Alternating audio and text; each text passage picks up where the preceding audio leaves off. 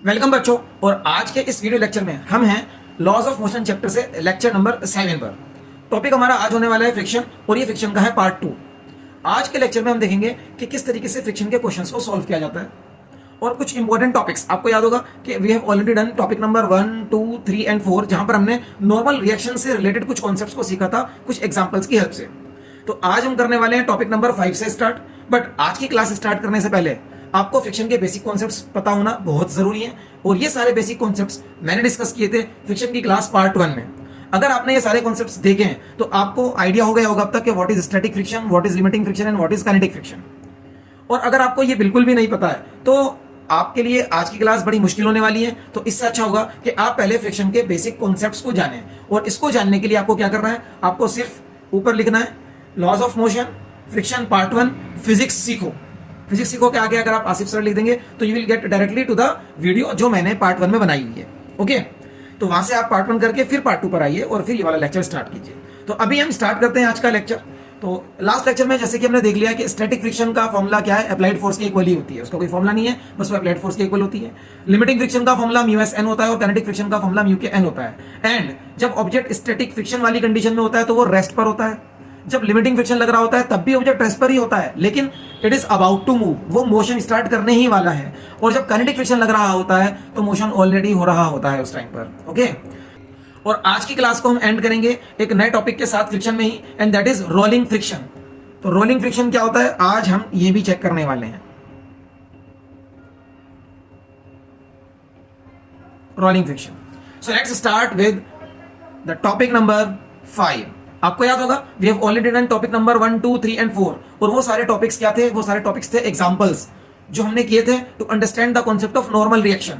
Normal reaction के concept को समझने के लिए हमने टॉपिक किए थे टॉपिक नंबर 1, 2, 3, 4। आज हम स्टार्ट करने वाले हैं टॉपिक नंबर 5 से। ठीक है, तो टॉपिक नंबर 5 में हम क्या देखेंगे, टॉपिक नंबर 5 में हम देखेंगे object in motion on a rough horizontal surface अगर है तो उसकी डायनेमिक्स क्या रहती है। Object in motion on a rough horizontal surface, तो एक रफ हॉरिजॉन्टल सरफेस ले लेते हैं हम लोग। Suppose this is a rough horizontal surface, और इसके ऊपर मेरे पास है एक object, and let the mass of the object is m, और ये ऑब्जेक्ट इस डायरेक्शन में अगर मोशन कर रहा है तो डेफिनेटली इसके ऊपर इस डायरेक्शन में एक फोर्स होगी, that force is F given to us. अभी मुझे क्या करना है, अगर डायनेमिक्स समझनी होती है किसी भी ऑब्जेक्ट की तो सबसे पहली चीज होती है फ्री बॉडी डायग्राम को कंप्लीट करना। तो हम इसके फ्री बॉडी डायग्राम को कंप्लीट करेंगे। वेट इज एक्टिंग डाउनवर्ड, जिसके बदले इसको जो सरफेस इन कांटेक्ट है, ये वाला सरफेस, इस सरफेस से इसको नॉर्मल रिएक्शन मिलेगा अपवर्ड। और क्योंकि it is a rough surface, ये एक रफ सरफेस है, तो ये सरफेस की वजह से इस ऑब्जेक्ट के मोशन को रिटार्ड करेगा। और वो रिटार्डिंग फोर्स कौन सी होती है, फ्रिक्शन फोर्स होती है। तो इस ऑब्जेक्ट पर जो फ्रिक्शन फोर्स लगेगी it will be like this. Now this force of friction is opposing relative motion of the object with respect to the surface below. ठीक है ना, यही कॉन्सेप्ट है ना फ्रिक्शन का। अब देखो हमें क्या देखना है, क्योंकि object is already in motion तो मैं इसकी डायनेमिक्स को देखूंगा दो डायरेक्शंस में। हमारे हमेशा दो डायरेक्शंस रहेंगे, जैसे कि मैंने आपको पहले भी बताया है। एक डायरेक्शन हमेशा होता है वो जिस डायरेक्शन में मोशन हो रहा है, this is the direction of motion, और दूसरा डायरेक्शन होगा वो जो डायरेक्शन इसके परपेंडिकुलर होगा। ठीक है, अब आप चेक कीजिए कि सारे फोर्सेस इन्हीं दोनों लाइंस पर हैं। एक लाइन हॉरिजॉन्टल हो गई है अलोंग द सरफेस और एक लाइन वर्टिकल हो गई है। सारे फोर्सेस यस एन और mg वर्टिकल हैं, फोर्स अप्लाइड और फोर्स ऑफ फ्रिक्शन हॉरिजॉन्टल है। तो now I am ready to apply Newton second law vertical direction के लिए। वर्टिकली देखना है मुझे using Newton's second law of motion. तो सेकंड लॉ ऑफ मोशन के अकॉर्डिंग हम हमेशा क्या लिखते हैं, net external force acting is equals to mass of the object into acceleration of the object for the vertical direction, है ना, for the vertical direction, या फिर आप इसको वाई डायरेक्शन बोल सकते हैं और इसको एक्स डायरेक्शन बोल सकते हैं। यहाँ पर ये हमारा फ्रेम ऑफ रेफरेंस हो जाएगा। तो क्योंकि इस डायरेक्शन में तो ऑब्जेक्ट रेस्ट पर है तो कोई एक्सेलरेशन है नहीं, तो net external force is n minus mg मैं बोल सकता हूँ। n अपवर्ड फोर्स है, mg डाउनवर्ड फोर्स है, n minus mg is equals to 0। तो यहां से आ गया n is equals to mg। This is my equation number 1। अब मुझे चीजों को देखना है हॉरिजॉन्टल डायरेक्शन में। अब देखो हॉरिजॉन्टल डायरेक्शन में मेरे पास दो फोर्सेस हैं, एक तो ये फोर्स अप्लाइड और दूसरा है फोर्स ऑफ फ्रिक्शन। और कंडीशन क्या है, object is already in motion. अगर ऑब्जेक्ट ऑलरेडी इन मोशन में है तो ये फ्रिक्शन कौन सा फ्रिक्शन होगा, ये फ्रिक्शन होगा काइनेटिक फ्रिक्शन। तो अब आप यहाँ पर देखिए क्या हो रहा है, यहाँ पर हो रहा है ऑलरेडी ऑब्जेक्ट मोशन में है, तो ये जो फ्रिक्शन है कौन सा फ्रिक्शन होने वाला है, ये काइनेटिक फ्रिक्शन होगा। और काइनेटिक फ्रिक्शन का फॉर्मूला होता है हमारे पास mu K N. Kinetic friction का फॉर्मूला होता है म्यू के एन। म्यू के is the coefficient of kinetic friction between these two surfaces in contact. और अगर आप एन की जगह यहां पर एम जी लगाएंगे तो आपको काइनेटिक फ्रिक्शन मिल जाएगा म्यू एम जी। ये सेकंड इक्वेशन हो जाएगी मेरे पास। और इसके बाद अगर मैं इस डायरेक्शन में लगाऊं Newton's second law, using Newton's second law of motion, तो एक चीज हमें क्लियर होने वाली है, वो क्या है कि नेट एक्सटर्नल फोर्स जो भी होगी वो होगा इसका मास इनटू इसका acceleration in this direction, in the horizontal direction. External force कितनी है? Capital F minus small F is equals to M A. What is A? A is the acceleration of the block in this direction. तो ये free body diagram complete हो गया है और ये हमारे पास एक इक्वेशन आ गई है, इक्वेशन नंबर 3। इस तरह के डायग्रामेटिक क्वेश्चंस अगर आएंगे आपके पास जिसमें कोई भी ऑब्जेक्ट हॉरिजॉन्टल सरफेस पर है, रफ सरफेस पर, और वो मूव कर रहा है, तो वो क्वेश्चन इन तीनों इक्वेशन से 100% सॉल्व हो जाएगा। इससे ज्यादा और कुछ नहीं है इसकी डायनेमिक्स में। ओके, क्वेश्चंस के लिए हम एक एक्स्ट्रा क्लास रख लेंगे, एक एक्सरसाइज भी करेंगे, एक असाइनमेंट भी करेंगे जहां पर फ्रिक्शन रिलेटेड कुछ क्वेश्चंस हम करेंगे तो हमें और ज्यादा कॉन्सेप्ट की क्लैरिटी आ जाएगी। ठीक है ना। अभी हम आगे बढ़ते हैं टॉपिक नंबर 6 पर। अपने टॉपिक नंबर 6 में क्या है? Object is in motion on a rough horizontal surface, लेकिन इस बार क्या है? It is under the action of an oblique force. इस बार ऑब्जेक्ट ऑब्लिक फोर्स के एक्शन में है। ऑब्लिक फोर्स का मैंने आपको पहले भी बताया था। सपोज ये मेरा रफ सरफेस है and it is rough horizontal surface and we are having an object on this surface, let the mass of the object is M. और इस बार जो इसके ऊपर फोर्स लग रही है वो हॉरिजॉन्टल डायरेक्शन में नहीं लग रही है, बल्कि हॉरिजॉन्टल से किसी एंगल पर लग रही है। इस फोर्स को हम बोलते हैं oblique force. Let the angle from the horizontal is theta. Okay, and if the object is moving like this in this direction, तो डेफिनेटली इसका एक्सेलरेशन भी इधर ही होने वाला है। बाकी की सारी फोर्स अगर आप मार्क करोगे तो weight of the object is acting downward mg। इस सरफेस से इसको नॉर्मल डायरेक्शन मिलेगा n, और क्योंकि रफ सरफेस पर मूव कर रहा है तो इस ऑब्जेक्ट पर पीछे की तरफ फ्रिक्शन फोर्स लगेगा। एंड क्योंकि object is in state of motion तो याद रखिएगा कि ये फ्रिक्शन होगा kinetic friction. This friction will be kinetic friction. तो अभी आप देखो फिर से मुझे क्या करना है, दो डायरेक्शंस मार्क कर लेने हैं। One of the direction will be the direction of motion only, ये डायरेक्शन ऑफ मोशन हो जाएगा, और दूसरा इससे परपेंडिकुलर हो जाएगा। क्या मेरे पास कोई ऐसी फोर्स है जो इन दोनों डायरेक्शन से अलग हो? यस, एक ऐसी फोर्स है and that is the force F। तो इस फोर्स के मुझे कंपोनेंट कर लेने चाहिए and the component of the forces will be F cos theta in the horizontal direction. आप चाहो तो इस डायरेक्शन को x मान लो, and F sin theta in the vertically upward direction, और इस डायरेक्शन को आप y भी कह सकते हो। ये हमारा रेफरेंस फ्रेम हो जाएगा यहाँ पर। ठीक है, अब मेरे पास फ्री बॉडी डायग्राम कंप्लीट हो चुका है, मैंने इसमें एक्सेलरेशन भी मार्क कर लिया है। अब मैं इसकी डायनेमिक्स देख सकता हूं। पहले वर्टिकल डायरेक्शन में देखूंगा और फिर हॉरिजॉन्टल डायरेक्शन में देखूंगा। तो वर्टिकल डायरेक्शन में बेटा जैसे कि पहले भी था और अब भी है, क्योंकि ये ऑब्जेक्ट स्टेट ऑफ रेस्ट पर है। तो अगर मैं यहाँ पर न्यूटन्स सेकंड लॉ से चेक करूंगा using Newton's second law of motion which is F external, the net external force acting on it is equals to इसका मास into इसका acceleration in the y direction, in the vertical direction। तो क्योंकि ये acceleration तो zero है तो I can write, अब देखो अपवर्ड फोर्सेस कौन कौन सी हैं, n और F sin थीटा। तो इन दोनों को मुझे ऐड करना होगा, n plus F sin theta upward forces हैं, minus the downward force which is weight mg is equals to zero, क्योंकि एक्सेलरेशन है नहीं इस डायरेक्शन में। तो अभी हम यहाँ से n कैलकुलेट कर पा रहे हैं, n इज mg इधर चला जाएगा और F sin थीटा भी इधर चला जाएगा, तो it will B minus F sin theta. Friction से रिलेटेड क्वेश्चंस अगर हैं तो वहां पर आपको नॉर्मल रिएक्शन कैलकुलेट करना बहुत ज्यादा जरूरी हो जाता है, क्योंकि फ्रिक्शन नॉर्मल रिएक्शन पे डिपेंड करता है ना। फ्रिक्शन का फॉर्मूला क्या है? Mu N. देखिए अब मैं चेक करूंगा इसको हॉरिजॉन्टल डायरेक्शन में। हॉरिजॉन्टली पहले हम फ्रिक्शन लिख लेते हैं। फ्रिक्शन क्योंकि object is already in motion तो फ्रिक्शन होगा काइनेटिक वाला friction, and it is given as mu K N. Mu K N और n आप कैलकुलेट कर चुके हो, n की ये वाली वैल्यू यहां लगाओगे तो we will be able to calculate the value of kinetic friction F के। ठीक है ना। इसके अलावा मैं यहां पर अगर न्यूटन्स का सेकंड लॉ ऑफ मोशन लगाऊंगा using Newton's second law of motion, horizontal direction में लगाएंगे। हॉरिजॉन्टल डायरेक्शन में देखो हॉरिजॉन्टल डायरेक्शन में फोर्स लग रही है F cos theta in the direction of motion and friction force which is opposing the motion. तो मैं लिख सकता हूं यहां पर external force acting is equals to mass into acceleration. External force क्या हो जाएगी? F cos थीटा और माइनस F cos थीटा ही पहले क्यों लिखा? क्योंकि F cos थीटा फ्रिक्शन से बड़ी फोर्स है, ऐसा मान लीजिए। या मैंने डायरेक्शन ऑफ मोशन को पॉजिटिव डायरेक्शन मान लिया है, तो ये वाले फोर्स जो मोशन के डायरेक्शन में उनको पॉजिटिव लिखा जाएगा और जो उससे अपोजिट डायरेक्शन में उनको नेगेटिव लिखा जाएगा। ठीक है ना। तो F cos theta minus F के है friction force, is equal to mass into acceleration, mass इसका m है। This is the third equation of this question या ऑफ दिस टॉपिक।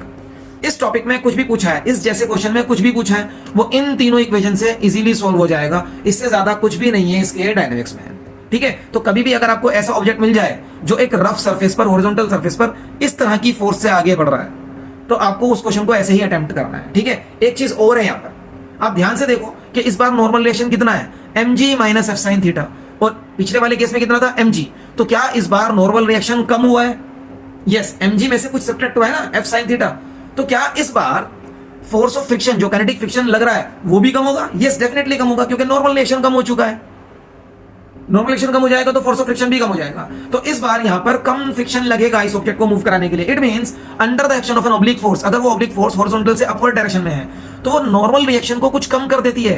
कह सकते हो कि नॉर्मल रिएक्शन की हेल्प कर रही है इसको बैलेंस करने में वर्टिकल डायरेक्शन में, ठीक है। नॉर्मल रिएक्शन कम हो जाएगा तो फोर्स ऑफ फ्रिक्शन भी कम हो जाएगा। इस तरीके से अपवर्ड डायरेक्शन में ऑब्लिक फोर्सेस लगाकर हम अपने ऑब्जेक्ट की स्लाइडिंग वाले काम को, ऑब्जेक्ट को अगर स्लाइड करना है तो स्लाइड करने वाले काम को आसान बना सकते हैं बाय रिड्यूसिंग फ्रिक्शन, ठीक है। तो friction can be reduced by reducing the normal reaction, okay. अब हम देखते हैं नेक्स्ट टॉपिक अपना। नेक्स्ट टॉपिक क्या है? Topic number 7, object is at rest on a rough inclined plane. Rough inclined surface है मेरे पास, सपोज ये एक रफ सरफेस है और ये इंक्लाइंड है, और इसका एंगल ऑफ इंक्लिनेशन हॉरिजॉन्टल से है थीटा। इस तरह का डायग्राम हमने ऑलरेडी किया है। जो नॉर्मल रिएक्शन के टॉपिक्स थे, टॉपिक नंबर 1, 2, 3 एंड 4, आप वहां पर देखेंगे जाकर, तो वहां पर हमने टॉपिक नंबर 4 में ऐसा डायग्राम करा है। अब इस इंक्लाइंड सरफेस के ऊपर ऑब्जेक्ट रखा, अगर ये सरफेस स्मूथ होता तो ये ऑब्जेक्ट यहां से नीचे स्लाइड करके चला जाएगा, लेकिन अभी ये रफ सरफेस है। रफ सरफेस के ऊपर ऑब्जेक्ट रेस्ट पर भी रह सकता है। कैसे रह सकता है देखिए, मैं आपको बताता हूं। Suppose I am having an inclined plane like this, इसका एंगल ऑफ इंक्लिनेशन हॉरिजॉन्टल से ये वाला एंगल थीटा है, ठीक है। अभी मैंने इसके ऊपर एक ऑब्जेक्ट रखा, ये रखा, और ये ऑब्जेक्ट रेस्ट पर है। इंक्लाइंड प्लेन पर भी ऑब्जेक्ट रेस्ट पर रह सकता है, क्यों? क्योंकि नीचे की तरफ इस पे mg sin थीटा तो लग ही रहा है, बट इसके ऊपर फ्रिक्शन भी लग रहा है पीछे की तरफ। वो फ्रिक्शन इसके mg sin थीटा को बैलेंस कर रहा है। कैसे कर रहा है? Let us check. देखो डायग्राम में दोबारा से फ्री बॉडी डायग्राम बना सकता हूं, इसका फ्री बॉडी डायग्राम ऑलरेडी हो चुका है, एक बार फिर देख लेते हैं। Weight is acting like this, और normal reaction from the surface is always perpendicular to the surface in contact. तो वो हमेशा ऐसे लगता है, ये सरफेस इन कांटेक्ट है, उससे 90 डिग्री पर लगेगा, लाइक दिस, है ना। 90 डिग्री पर नॉर्मल रिएक्शन लग रहा है। चलिए इसको भी मैं हटा देता हूं, इसकी जरूरत नहीं है। इसके अलावा क्या कोई और फोर्स काम कर रही है? यस, फ्रिक्शन काम कर रहा है। फ्रिक्शन नहीं तो इसको रोक के रखा है, तो friction force is acting like this. So these are the 3 forces acting. और क्योंकि ये अभी रेस्ट पर है, इट इज एट रेस्ट ना, तो कौन सा फ्रिक्शन लग रहा होगा? स्टैटिक फ्रिक्शन लग रहा होगा यहां पर, ओके। अब मैं 2 डायरेक्शन मार्क करूंगा। एक डायरेक्शन वो होता है जो डायरेक्शन ऑफ मोशन होगा या जिस डायरेक्शन में मोशन पॉसिबल है यहां पर, तो that is the along the plane, और एक डायरेक्शन इसका परपेंडिकुलर डायरेक्शन होता है। अब आप चेक करो, क्या ये एंगल थीटा है? Yes, this angle is theta. ये वाला एंगल, क्या ये एंगल थीटा है? Yes, this angle is theta. कैसे है ये थीटा? मैंने आपको पहले भी एक्सप्लेन किया है। इफ दिस इज थीटा, अगर ये एंगल थीटा है और मैं इन दोनों लाइंस को 90 डिग्री पर घुमा दूं, क्या इनके बीच का एंगल चेंज हो रहा है? नहीं हो रहा है, तो ये भी थीटा ही रहेगा ना। This angle is also theta, okay. तो अभी मुझे कंपोनेंट करने हैं mg के, क्योंकि ये वाली force mg along the plane वाली लाइन पर भी नहीं है और परपेंडिकुलर टू द प्लेन वाली लाइन पर भी नहीं है। तो इसके कंपोनेंट करने पर this component is mg cos theta, जिधर एंगल होता है उधर cos कंपोनेंट जाता है, and this angle is this component is mg sin theta. ये कंपोनेंट इसको नीचे लेकर जाना चाहता है, बट फ्रिक्शन इसको भी बैलेंस करके रखा है। फ्रिक्शन ने इसको बैलेंस करके रखा है, तो इसकी डायनेमिक्स हम जल्दी से देखेंगे। अब क्या मैं वर्टिकल लिखूं? नहीं, अब वर्टिकल नहीं लिखेंगे, अब हम लिखेंगे परपेंडिकुलर टू द प्लेन।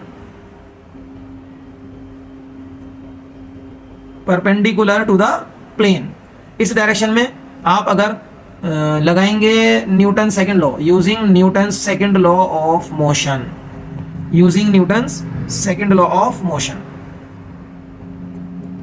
तो that is F external is equals to mass into acceleration. आप बोलोगे हर बार ये फॉर्मूले का गाना क्यों गाते हो सर? बेटा जितनी बार लिखोगे उतनी बार प्रैक्टिस होगी, ठीक है ना। मुझे तो कई सालों से प्रैक्टिस हो चुकी है, लेकिन आप अभी 11th क्लास में आए हो या आपने अभी अपनी प्रिपरेशन स्टार्ट की है नीट या जेईई की, तो जितनी बार लिखोगे उतनी बार प्रैक्टिस होगी। हर बार लिखिए इसको मेरे साथ। एक्सटर्नल फोर्स इस डायरेक्शन में, क्या मैं अब इस डायरेक्शन को y मान सकता हूँ? यस, और ये वर्टिकल नहीं है, ये परपेंडिकुलर टू द प्लेन है। n minus mg cos theta, upward force n, downward force mg cos theta है। है ना, प्लस फाइव डायरेक्शन की force n minus five direction की फोर्स mg cos थीटा है, इज इक्वल्स टू कोई acceleration नहीं है तो जीरो। तो यहां पर हो गया है n is equals to mg cos theta. This is my equation number 1। और ये नॉर्मल रिएक्शन मुझे हेल्प करेगा फ्रिक्शन निकालने में, अगर फ्रिक्शन कौन सा है, लिमिटिंग या काइनेटिक। बट अभी फ्रिक्शन कौन सा है, अभी देखते हैं अभी फ्रिक्शन कौन सा है अलोंग द प्लेन वाले डायरेक्शन में। बताओ आप मेरे को, क्या ये ऑब्जेक्ट रेस्ट पर है? Yes, the object is at rest. और जब तक ऑब्जेक्ट रेस्ट पर रहेगा तब तक जो फोर्स ऑफ फ्रिक्शन है वो अप्लाइड फोर्स जो अपोजिट डायरेक्शन में होती है उसी को बैलेंस कर रही होती है। तो आप यहां पर सीधा सीधा लिख सकते हो कि अभी जो स्टैटिक फ्रिक्शन है वो mg sin थीटा के इक्वल है। आप सीधा सीधा लिख सकते हो। क्या मैं ये सेकंड लॉ से भी निकाल सकता हूं? यस, जैसे हम हर बार निकालते हैं वैसे भी निकाल सकते हैं। आप चेक कीजिए, using second law of motion, external force in this direction is equal to mass into acceleration in this direction. मान लो इस डायरेक्शन में एक्सेलरेशन a है, ठीक है, क्या है, नहीं है, दैट इज जीरो। तो वो एक्सेलरेशन जीरो हो चुका है। एक्सटर्नल फोर्स बोलो अब mg sin theta, downward force को मैंने ले लिया है mg sin थीटा, और अब अलोंग द इंक्लाइन प्लेन वाली फोर्स हो जाएगी fs माइनस में, इज इक्वल्स टू कोई एक्सेलरेशन नहीं तो जीरो। तो क्या आ रहा है मेरे पास answer, fs is equals to mg sin theta. तो दिस इज इक्वेशन नंबर 2 जो सेम है यही वाली। ओके, तो इक्वेशन नंबर 1 और इक्वेशन नंबर 2 से जो भी आना है आंसर आ जाएगा। जो भी इस क्वेश्चन ने पूछा है वो आपका क्लियर हो जाएगा सॉल्यूशन में, ठीक है ना। अब हम आगे बढ़ते हैं अपने नेक्स्ट टॉपिक पर, दैट इज टॉपिक नंबर 8। और इस बार इसी इंक्लाइंड सरफेस पे ये ऑब्जेक्ट स्लाइड करता हुआ नीचे आएगा। Object sliding down a rough incline plane. Suppose ये मेरे पास रफ इंक्लाइन प्लेन है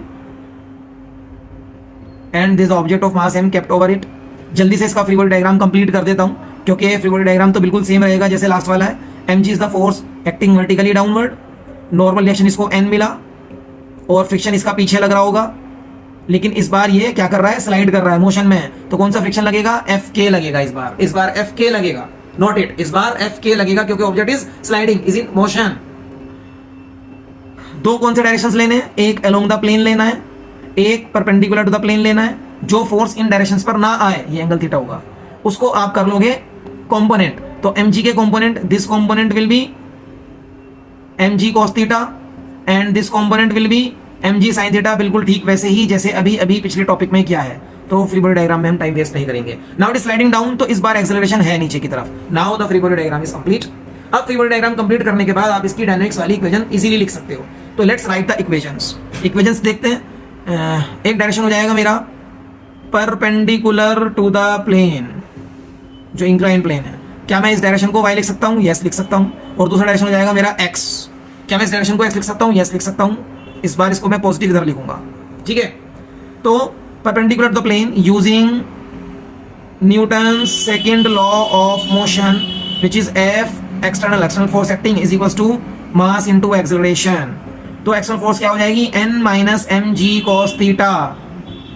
n minus mg cos theta is equals to acceleration zero है इस डायरेक्शन का, तो इज इक्वल्स टू जीरो।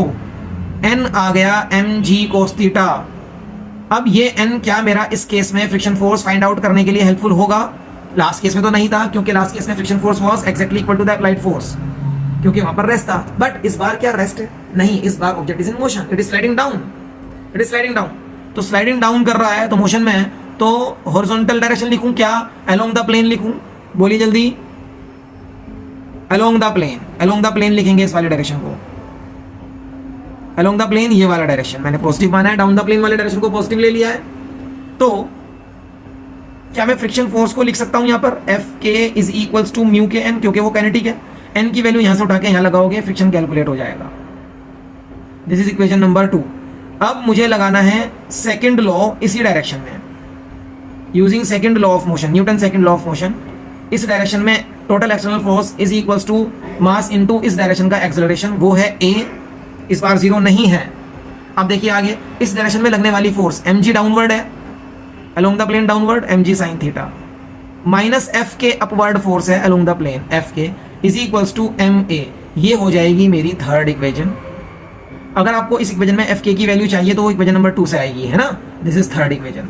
इस तरह के क्वेश्चंस अगर आपके पास आते हैं तो ये 3 इक्वेशन सफिशिएंट हैं उस क्वेश्चन के बारे में जो भी कुछ पूछा गया है उसको आंसर करने के लिए। इससे ज्यादा कुछ नहीं है इस टाइप के क्वेश्चंस में। ओके, तो ये हमारा हो गया है टॉपिक नंबर 8। अगर आपने ये 4 topics, topic number 5, topic number 6, topic number 7, topic number 8 किए हैं तो आप फ्रिक्शन के लगभग हर क्वेश्चन को आसानी से कर पाओगे। प्रैक्टिकली किस तरह के क्वेश्चंस आते हैं वो हम देखेंगे एक असाइनमेंट में। उसके लिए एक असाइनमेंट कर लेंगे, असाइनमेंट में भी देख लेंगे कि किस तरह के फ्रिक्शन में क्वेश्चन पूछे जाते हैं। अभी मेरे पास 2 एडिशनल टॉपिक्स और हैं आज की क्लास के लिए, और मैं चाहता हूं कि वो टॉपिक्स भी आज की क्लास में कंप्लीट हो जाएं, सो दैट फ्रिक्शन के बारे में सब चीजें आज पार्ट 2 में ही कंप्लीट हो जाएंगी। तो उन टॉपिक्स को करने के लिए नेक्स्ट 7-8 मिनट्स की जरूरत होगी, तो बने रहिए क्लास में। और वो बहुत इंपॉर्टेंट टॉपिक है क्लास 11th के पॉइंट ऑफ व्यू से भी और कॉन्सेप्चुअल पॉइंट ऑफ व्यू से, अगर आप नीट या जेईई की प्रिपरेशन कर रहे हो। And the topic is angle of friction. ये एंगल ऑफ फ्रिक्शन क्या होता है, पहले इसकी डेफिनेशन देख लेते हैं कि what is angle of friction. देखो बच्चों, एंगल ऑफ फ्रिक्शन का मतलब होता है it is the angle made by the resultant of the normal reaction and the friction force. किस किस का रिजल्टेंट है? नॉर्मल रिएक्शन का और फ्रिक्शन फोर्स का रिजल्टेंट है। उसने एंगल बनाया है किसके साथ? With the direction of the normal reaction. Normal reaction के साथ ही एंगल बनाया है। किस कंडीशन पे बनाया है वो कंडीशन आगे लिखी हुई है। The condition is when the object is about to move on the given rough horizontal surface, कि जब वो ऑब्जेक्ट बस चलने ही वाला है एक रफ सरफेस पर जो कि हॉरिजॉन्टल है, उस कंडीशन में। इस डेफिनेशन को देखते हैं डायग्रामेटिकली। ठीक है, डायग्रामेटिकली देख लेते हैं। सपोज जो रफ सरफेस है हॉरिजॉन्टल वो ये है, ये रफ सरफेस है, इसके ऊपर एक ऑब्जेक्ट रखा हुआ है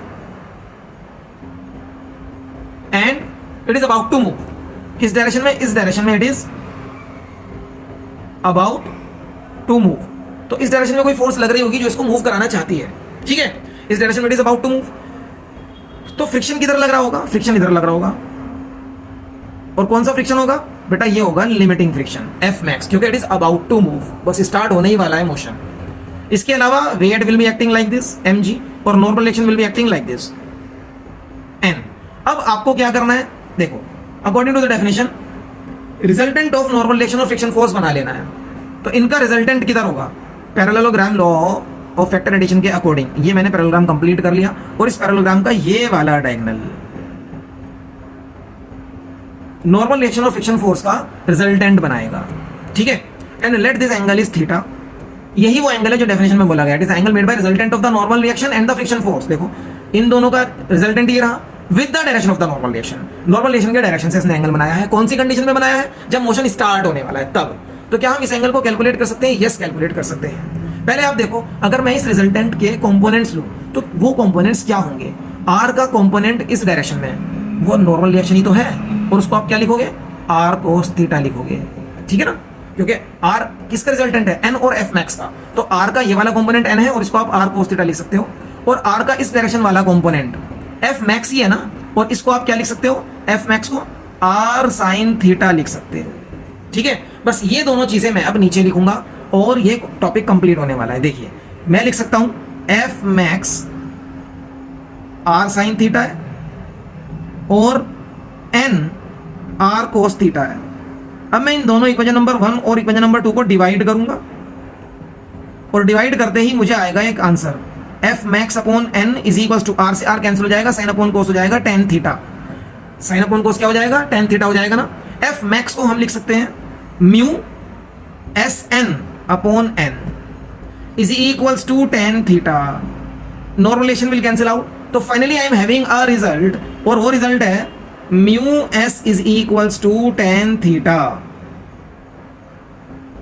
mu S is equals to tan theta. What is mu S? Mu S is coefficient of static friction, क्योंकि अभी ऑब्जेक्ट रेस्ट पर है ना, तो स्टैटिक फ्रिक्शन का कोफिशिएंट लगेगा यहाँ पर। ये एक इक्वेशन आ गई है, ये फाइनल रिजल्ट है। ये रिजल्ट कैसे बोला जा सकता है? इस रिजल्ट को आप बोल सकते हो coefficient of static friction is equals to tangent of angle of friction when the object is just about to move on this horizontal rough surface। ठीक है, या इसको इधर से भी बोल सकते हो कि tangent of angle of friction is equals to the coefficient of static friction between the two given surfaces. कौन सी कंडीशन में? जब ऑब्जेक्ट इस सरफेस के ऊपर बस स्टार्ट करने ही वाला है अपना मोशन, उस कंडीशन में। ठीक है, तो ये आपका हो गया एंगल ऑफ फ्रिक्शन।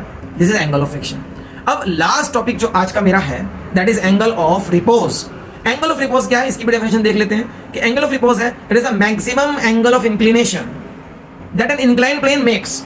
कि कोई इंक्लाइन प्लेन है, मान लो ये एक इंक्लाइन प्लेन है, इसका मैक्सिमम एंगल ऑफ इंक्लिनेशन किस कंडीशन के लिए? With the horizontal for which an object placed over it just manages to remain at rest. इसका वो हॉरिजॉन्टल से angle of inclination maximum angle कौन सा होगा जिसके लिए अगर मैं इसके ऊपर एक ऑब्जेक्ट रख दूं वो बस अब जस्ट रेस्ट पर रहेगा। मतलब इससे ज्यादा एंगल अगर हो गया तो वो अपना मोशन स्टार्ट कर देगा, डाउन द प्लेन स्लाइड करने लगेगा। देखिए जैसे कि अभी मैं इसका एंगल ऑफ इंक्लिनेशन बढ़ाता हूँ, अभी भी रेस्ट पर है, अभी भी रेस्ट पर है, अभी भी रेस्ट पर है, अभी भी रेस्ट पर है, अभी भी, ये अब जस्ट स्टार्ट हो गया ना ये, तो ये वाला एंगल जो अभी अभी यहाँ पर मोशन स्टार्ट हुआ है, ये एंगल है यहाँ पर एंगल ऑफ रिपोज, इसको बोलेंगे एंगल ऑफ रिपोज। इसको भी देख लेते हैं कि एंगल ऑफ रिपोज क्या होता है। तो एंगल ऑफ रिपोज के लिए मेरे पास सपोज ये मेरा एंगल, ये मेरा इंक्लाइन प्लेन है, इसका एंगल है थीटा, और इंक्लाइन प्लेन के फ्री बॉडी डायग्राम अब हम कई बार बना चुके हैं, तो मैं इसका फ्री बॉडी डायग्राम जल्दी से कंप्लीट करूंगा। नीचे लग रहा है वेट, इधर लगेगा नॉर्मल रिएक्शन, और इस पर लगेगा अभी काइनेटिक फ्रिक्शन, स्टैटिक फ्रिक्शन, क्योंकि ऑब्जेक्ट अभी रेस्ट पर ही है, स्टार्ट होने वाला है मोशन। और मेरे दो डायरेक्शंस अलोंग द प्लेन होंगे, परपेंडिकुलर द प्लेन होंगे, ये एंगल थीटा होगा, और मुझे mg के करने होंगे components. This component will be mg cos theta and this one will be mg sin theta. ये कंपोनेंट मेरा mg sin थीटा हो जाएगा। अब देखो आप, क्योंकि ऑब्जेक्ट रेस्ट पर है, तो क्या मैं यहाँ पर ये बोल सकता हूँ डायरेक्टली कि इस डायरेक्शन में भी कोई मोशन नहीं है, तो इस डायरेक्शन में n is equal to mg cos theta, और इस डायरेक्शन में भी कोई मोशन नहीं है, तो इस डायरेक्शन में भी दोनों अपोजिट फोर्सेस इक्वल होंगी, fs is equal to mg sin theta. तो लिख लीजिए fs is equal to mg sin theta. और ये जो स्टैटिक फ्रिक्शन है, ये static friction actually maximum value of kinetic, maximum value of static friction है, क्योंकि ऑब्जेक्ट स्टार्ट होने ही वाला है, तो ये मैक्सिमम वैल्यू ऑफ फ्रिक्शन होगी।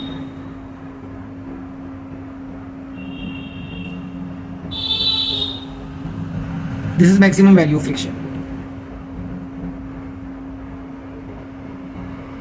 ये मैक्सिमम वैल्यू ऑफ फ्रिक्शन होगी, ठीक है ना। This is equation number 1। और दूसरी इक्वेशन क्या है, n is equal to mg cos theta. अगर मैं इन इक्वेशंस को भी डिवाइड करूंगा, तो अगेन आफ्टर डिवाइडिंग मेरे पास रिजल्ट आएगा f max upon n is equal to mg से mg कैंसिल हो जाएगा, sin अपॉन cos होता है tan थीटा, और f max को फिर से मैं म्यू n लिख सकता हूं, mu n upon n is equal to tan theta, और ये म्यू n कौन सा होगा, म्यू s होगा, n से n कैंसिल हो जाएगा, again I am having mu s is equal to tan theta. लेकिन याद रखो ये रिजल्ट आपको पहले जैसा तो दिख रहा है, mu s is equal to tan theta, लेकिन इस रिजल्ट का मीनिंग कुछ अलग है। इस रिजल्ट का मीनिंग क्या है, इस रिजल्ट का मीनिंग है coefficient of static friction for an inclined plane is equal to tangent of the angle of repose. यहाँ पर जो थीटा है वो एंगल ऑफ रिपोज है, और यहाँ पर जो थीटा है वो एंगल ऑफ फ्रिक्शन है। तो ये टॉपिक हो गए हमारे एंगल ऑफ फ्रिक्शन और एंगल ऑफ रिपोज के, ठीक है। एंगल ऑफ रिपोज में क्या बताता है कि एंगल ऑफ रिपोज सरफेस के कोएफिशिएंट ऑफ स्टैटिक फ्रिक्शन के बराबर है उसका टेंजेंट एंगल ऑफ रिपोज का। वैसे यहाँ पर भी एंगल ऑफ फ्रिक्शन का टेंजेंट सरफेस के कोएफिशिएंट ऑफ स्टैटिक फ्रिक्शन के ही इक्वल आता है, ठीक है। And now we are on to the last topic, जो मैंने आपको आज बोला था ना कि आज की क्लास हम एंड करेंगे रोलिंग फ्रिक्शन के साथ। तो रोलिंग फ्रिक्शन देख लेते हैं क्या होता है। ये बहुत ज्यादा लेंथी टॉपिक नहीं है। Rolling friction with in next 2 minutes हमें रोलिंग फ्रिक्शन का क्या कॉन्सेप्ट है वो समझ आ जाएगा। देखिए रोलिंग फ्रिक्शन से पहले अभी तक जो फ्रिक्शन चल रहा है मैं आपको उसके बारे में एक बार बता दूं। इसको हम स्लाइडिंग फ्रिक्शन भी बोल सकते हैं। स्लाइडिंग फ्रिक्शन, जो काइनेटिक फ्रिक्शन हम पढ़ते हैं ना, बिकॉज जब आप काइनेटिक फ्रिक्शन पढ़ रहे हो तो एक्चुअली क्या हो रहा होता है कि एक ऑब्जेक्ट का सरफेस दूसरे सरफेस पर स्लाइड कर रहा होता है, ठीक है ना, like this. It is a rough surface and we are having another object on it, and if this object moves, अगर ये ऑब्जेक्ट इधर मूव कर रहा है तो एक्चुअली इसका सरफेस नीचे वाले सरफेस पर स्लाइड कर रहा है, और इस तरीके से पीछे फ्रिक्शन जो लगेगा वो काइनेटिक फ्रिक्शन लगता है यहाँ पर, ठीक है। इसको हम स्लाइडिंग फ्रिक्शन भी बोल सकते हैं। अभी रोलिंग फ्रिक्शन क्या होगा। रोलिंग फ्रिक्शन का मतलब है कि आपके पास नीचे कोई रफ सरफेस है और आपके पास कोई एक सिलेंड्रिकल ऑब्जेक्ट है जैसे कि व्हील ऑफ एनी व्हीकल, और वो रोल करता हुआ आगे बढ़ रहा है। It is rolling on this surface. तो जब वो रोल करता हुआ आगे बढ़ेगा तो क्योंकि उसका मोशन भी नीचे वाले सरफेस पर आगे की तरफ इस साइड हो रहा है, तो अगेन यहाँ पर भी एक फ्रिक्शन आ जाएगा जो इस मोशन को अपोज करने की कोशिश करता रहता है। इस फ्रिक्शन को हम बोलते हैं रोलिंग फ्रिक्शन, FR लिख सकते हैं। जैसे कि काइनेटिक फ्रिक्शन का फॉर्मूला होता है mu K N, where N is a normal reaction obtained from the surface in contact. बिल्कुल ठीक वैसे ही रोलिंग फ्रिक्शन का फॉर्मूला भी होता है म्यू आर एन, और रोलिंग फ्रिक्शन काइनेटिक फ्रिक्शन से बहुत कम होता है। तो इसका मतलब ये हो गया कि रोलिंग फ्रिक्शन का जो कोएफिशिएंट है वो भी काइनेटिक फ्रिक्शन के कोएफिशिएंट से बहुत कम होगा। और आपको याद है काइनेटिक फ्रिक्शन का कोएफिशिएंट स्टैटिक फ्रिक्शन के कोएफिशिएंट से कम होता है, तो ये एक रिलेशन बन जाती है। ये रिलेशन भी हमें याद रखनी है। रोलिंग फ्रिक्शन का मैं आपको एक एग्जांपल भी करके दिखा सकता हूं कि कैसे रोलिंग फ्रिक्शन स्लाइडिंग फ्रिक्शन से बहुत ज्यादा कम होता है। देखिए सपोज मेरे पास ये एक इंक्लाइन प्लेन है, this is the incline plane, और इंक्लाइन प्लेन का ये एंगल ऑफ इंक्लिनेशन याद है ना, अभी थोड़ी देर पहले डिस्कस किया था। और ये एक ऑब्जेक्ट मैंने इसके ऊपर रख दिया है, ठीक है। This is the object placed over it, this is the object placed over it. अभी ये ऑब्जेक्ट इसके ऊपर रेस्ट पर बना हुआ है, ठीक है। लेकिन अगर मैं इसी ऑब्जेक्ट को इस तरह से करके रख दूं सच दैट कि अब अगर मैं इसको छोड़ता हूं तो देखो ये रोल करता हुआ नीचे चला जाता है। एंगल ऑफ इंक्लिनेशन मैंने चेंज नहीं किया, सेम एंगल ऑफ इंक्लिनेशन पर अगर इस ऑब्जेक्ट को ऐसे रखते हैं तो स्लाइडिंग फ्रिक्शन, मतलब इसका जो स्टैटिक फ्रिक्शन है उसने इसको बैलेंस किया हुआ है, नीचे नहीं जाने दे रहा है। लेकिन सेम ऑब्जेक्ट अगर ऐसे करके रखा जाता है सेम एंगल ऑफ इंक्लिनेशन पर तो ये रोल करके नीचे चला जाता है। It means rolling friction sliding friction से बहुत ज्यादा कम होता है, ये हमेशा याद रखिएगा। ओके, तो यहां पर हम अपनी क्लास को आज एंड करते हैं, और आज की क्लास में हमने अपने फ्रिक्शन के सारे कॉन्सेप्ट्स और सारे एग्जांपल्स समझ लिए हैं। जो एग्जांपल्स आज हमारे थे वो एनफ हैं फ्रिक्शन के किसी भी क्वेश्चन को करने के लिए। अब आप फ्रिक्शन की कोई भी असाइनमेंट उठाइए और उसको करके देखिए। आई होप कि you will be able to do all the questions. इसके अलावा अगर आपको फ्रिक्शन के असाइनमेंट्स में कोई भी प्रॉब्लम होती है तो आप कमेंट बॉक्स में मुझे बताएं। कमेंट बॉक्स आप ही के लिए है, आपसे और मेरा, आपका और मेरा जो कम्युनिकेशन है वो कमेंट बॉक्स के थ्रू ही होने वाला है। अगर कोई भी प्रॉब्लम हो रही है तो हम एक काम कर लेंगे, एक असाइनमेंट उठा लेंगे फ्रिक्शन का और उस असाइनमेंट को सॉल्व करेंगे, उसकी वीडियो आपके लिए अपलोड करेंगे, ठीक है। तो आई होप आपकी पढ़ाई अच्छी चल रही है, इस पढ़ाई को अच्छा रखिए और अपनी प्रिपरेशन को जारी रखिए।